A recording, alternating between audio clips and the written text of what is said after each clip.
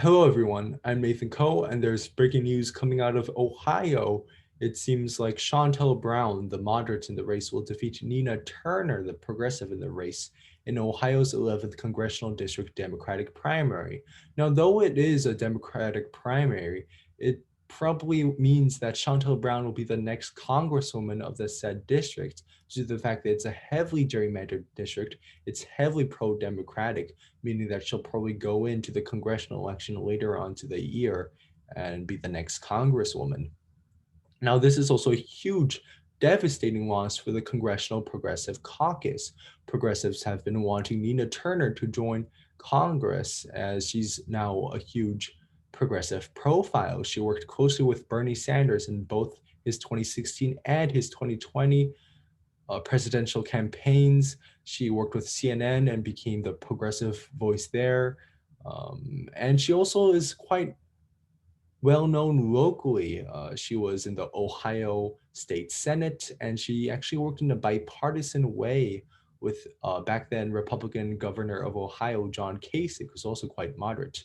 Now, though Nina Turner was early on the favorite in the race due to the fact that she has this large, well known profile, and also due to the fact that her opponent, Shontel Brown, wasn't that well known nationally, though she was quite well known locally.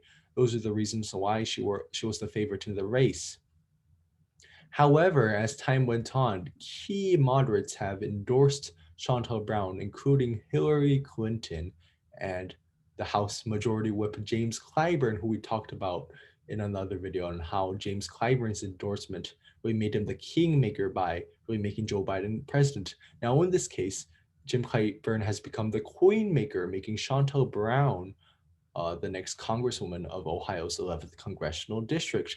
Now, it's also important to note that this is quite a moderate district. It overwhelmingly voted for Hillary Clinton in 2016's Democratic primary and also overwhelmingly voted for Joe Biden in the 2020 Democratic primary, those margins being both bigger than the margin of the election we're talking about right now.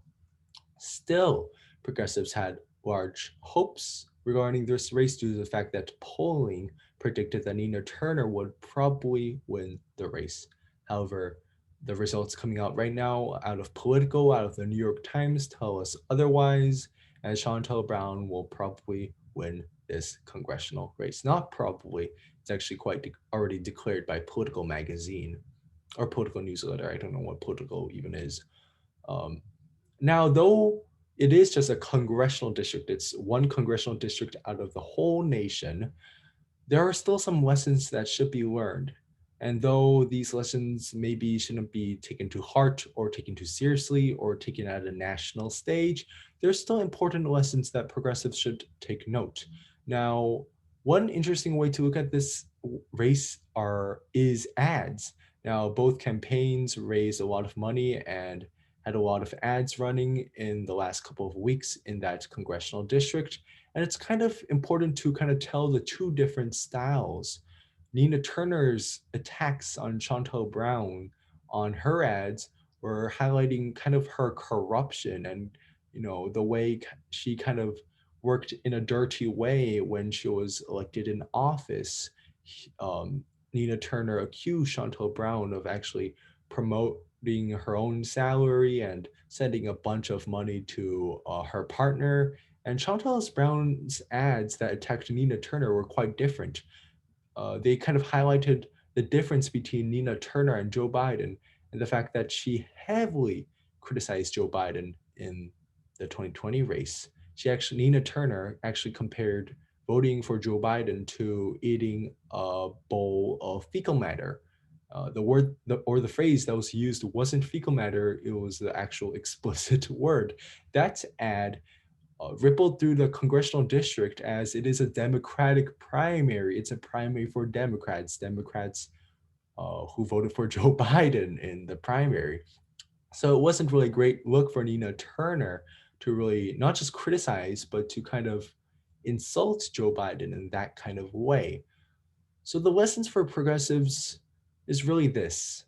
Though it's fine to criticize the current president, it's also important that if you're going to run as a Democrat, which is what AOC, Cory Bush, Ilhan Omar, Ayanna Pressley, and Nina Turner are doing, it's also important to understand that the base you're working with predominantly voted for Joe Biden. They're Democrats. And though this one congressional district has voted not overwhelmingly, but for a moderate in this election, hope's not still lost. Maybe hope is lost for Nina Turner's political future, as it's kind of hard to rebound after a congressional loss. It's easier to rebound from, let's say, a Senate loss or a especially a presidential loss, the primary, not general. So it's going to be hard for Nina Turner. But for the progressives, there's still a lot of hope. Ohio is not like this dreamy land for progressives that's like many other states. And in the midterms, Democrats, especially progressives, need to understand that criticizing Joe Biden might not be the best move, especially in primaries. Probably highlighting some of his successes, such as the stimulus plans and his child tax credit policies, would be great. Though obviously while negotiating with Joe Biden, it's still important to mark those differences. Now, though this one congressional district does not tell us about everything regarding the way midterms are going to go, it tells us that progressives are kind of in trouble and they need to kind of change the way they message and they communicate in order to pick up key victories in the congressional level.